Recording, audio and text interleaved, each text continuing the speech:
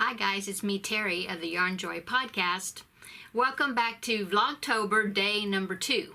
Okay, so for today's mini project, just as a reminder, I'm following tutorials for little mini projects on the YouTube channel by the name of Happy Berry Crochet, and that is Laura. Okay, and so yesterday I did the little baby turtle, and today I did the snail. So here's my snail. Okay, now for the antennas, you can see the little antennas, they're kind of wonky. They're wonky antennas. But she used, I believe, just some yarn, and I wanted to use something that would be a little bit stiffer that would stand up. There it is.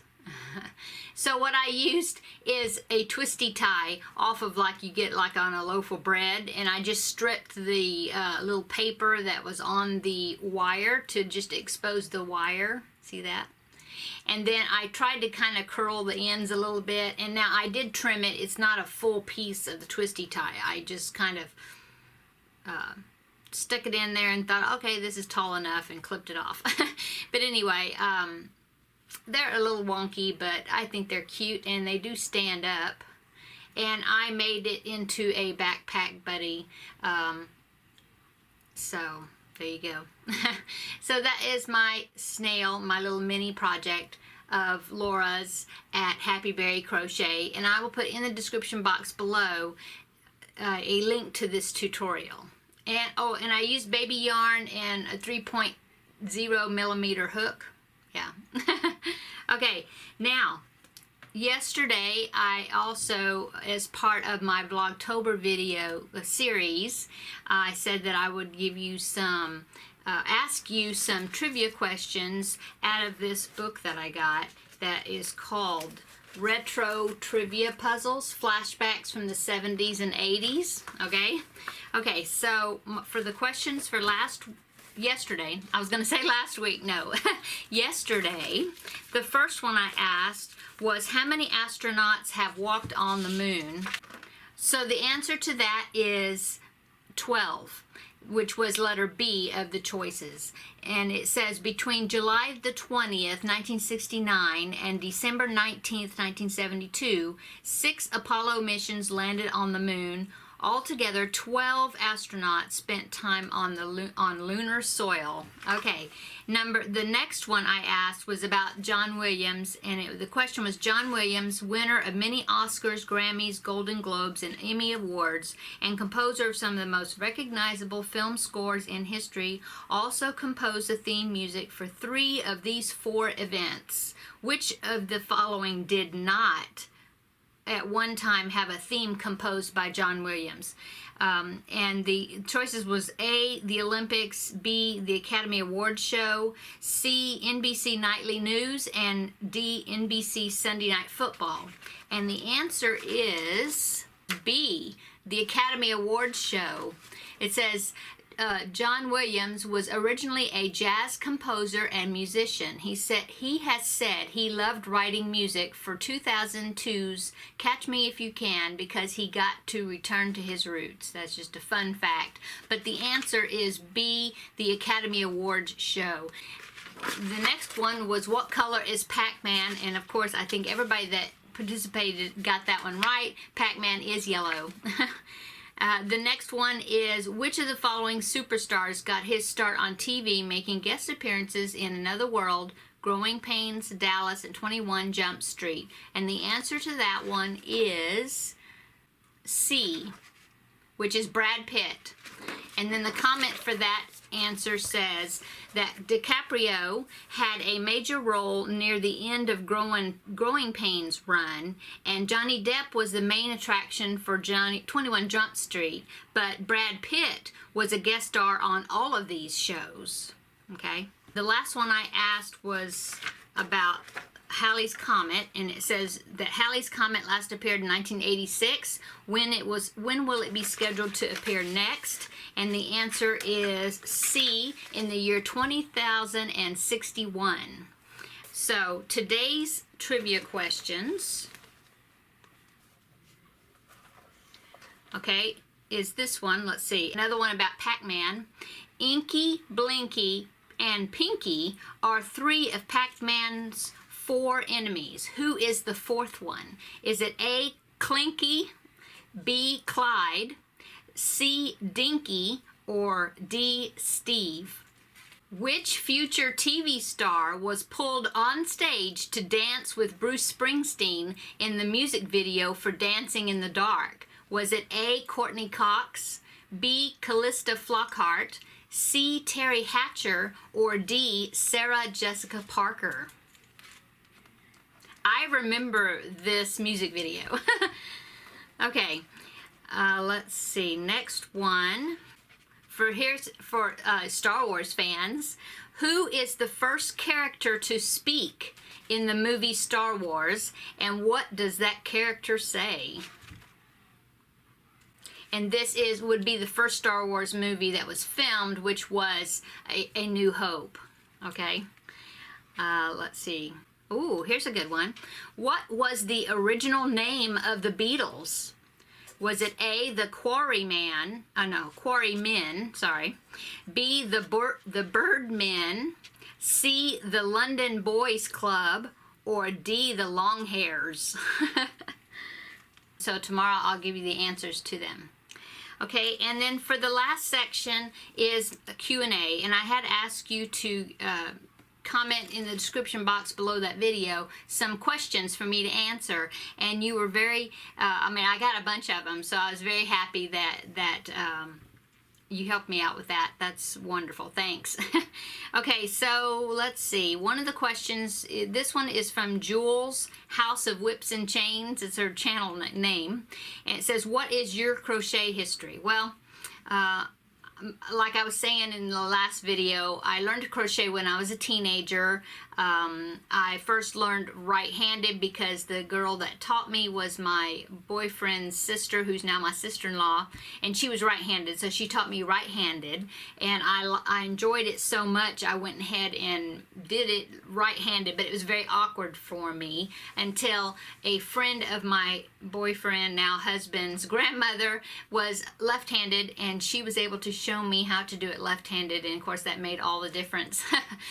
The first project I did was a sad little pot holder. I think my mom still has it. It was just 2 granny squares together, stitched together, and that was it. And then I remember my first project after that is, I believe it was a baby blanket, and all I did was just 1 granny square. That's all I knew how to do, is just a granny square. And so I just went around, round, round until it got pretty big. And then off and on I crocheted. Sometimes I wouldn't crochet for a while. I counted cross stitch for a while through college, and then I got back into crocheting and been really heavily crocheting for probably the last 4 years or so, 4 or 5 years probably, but all in told, I mean, because I've been crocheting on and off all those years, so it's way over 35 years that I've been crocheting. So that's my crochet history. Okay, and this question is from Terrilyn, and she asked me, what's your favorite item that you've ever made? And I think I'd have to say the llama blanket that I did last year. It was a corner-to-corner blanket, but that I just did in worsted weight yarn, but the part that was a llama I did with the Bernat pipsqueak. Yeah, the pipsqueak. And so it turned out real fuzzy. It was really neat. I really liked the way that turned out, and I did that for a friend of mine for Christmas last year. And I will, and I can link the pattern to, or the link to the pattern, that pattern, in the description box below if you want to see what I'm talking about or want to do it yourself. Okay, she also asked me where's my favorite place to shop for yarn. I probably would say to go and buy it, physically buy it in person would be Joann's, I suppose. I do have a Joann's, a Hobby Lobby, and a Michael's all pretty close to me, but I usually gravitate toward Joann's the most. And then of course I love shopping at Premier Yarns online. They have some really good sales at times, and so I do order from them also. Really, I'll just buy yarn anywhere. Anywhere I can get it. Okay.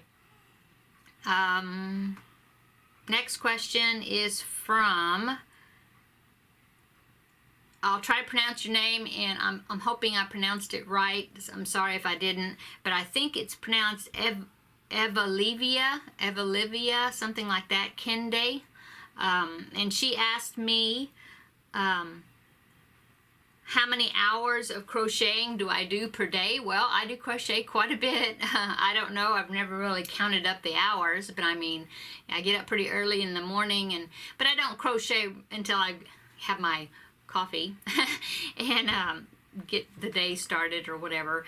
But I mean, I do crochet quite a bit. I do not work outside of the home, and so I have been blessed to be able to stay at home and be a stay-at-home mom and wife. And as you did comment that you saw that I did homeschool, and so of course when my homeschool students were small, of course I didn't get to crochet as much, except like during the summers when they were off. But now that my son is a senior, he does most of his work on his own. I just give him the assignment and the greatest work, and so I'm able to crochet quite a bit more now that they're, you know, my one son is grown and married and out of the house, and then the other one is a senior, so he's pretty self-sufficient.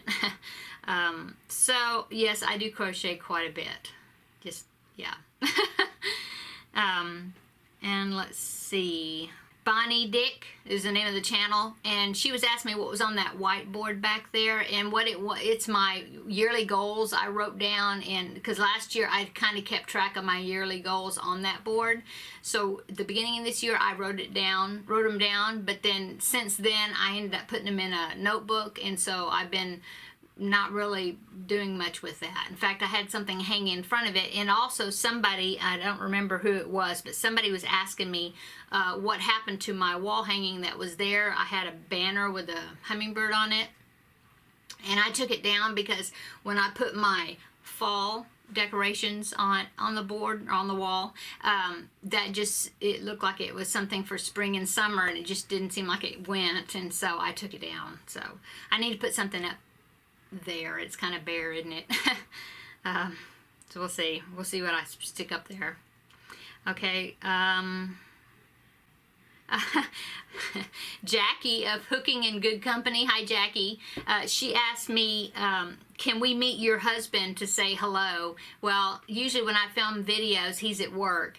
I have asked him before to come on and say hello, but he's, I guess, camera shy, and he doesn't really want to come on, or he just said, oh, they don't want to see me, they want to see you, and they want to see what you're doing. So maybe I can get him to come on and say hello in a video. I will try. He's my behind the scenes guy.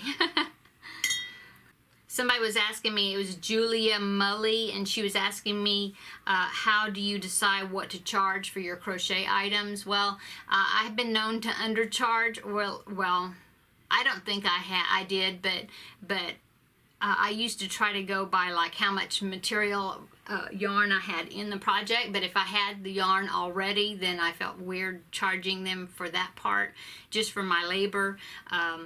And so I would say, oh, they'd say, what do you want for this amount, this item? And I'd say, oh, I don't remember what it was. It was, you know, it was something small, and I said, oh, $8 or something, and she was like, oh, no. She says, I'm going to give you 20 because, you know, I knew you were going to undercharge yourself.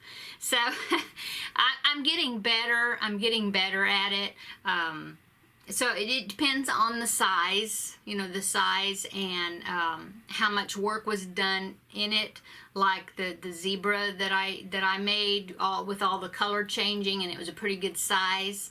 I charged, well, I charge more what I'm saying is it depends on the size and how much work is done, and if it's a friend, you know, and stuff. So I don't know.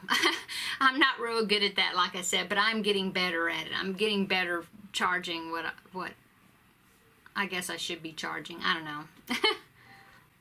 Somebody asked me, what are the requirements to homeschool your kids? It depends on what state you live in. You need to contact the Homeschool Legal Defense Association for your state, and they can let you know what is needed. Some have more record keeping that's involved, and some doesn't. So you really have to go by the state that you live in and what the requirements are where you're at. Somebody asked me if I ever worked outside the home. No, that's Debbie Clip. No, I have not worked outside the home. I've been blessed to be able to stay at home. And I know some people say, oh, I couldn't stay at home. I like working. Well, I'm a homebody. I enjoy being able to stay at home and just taking care of my family. And it also allowed me to homeschool my kids. So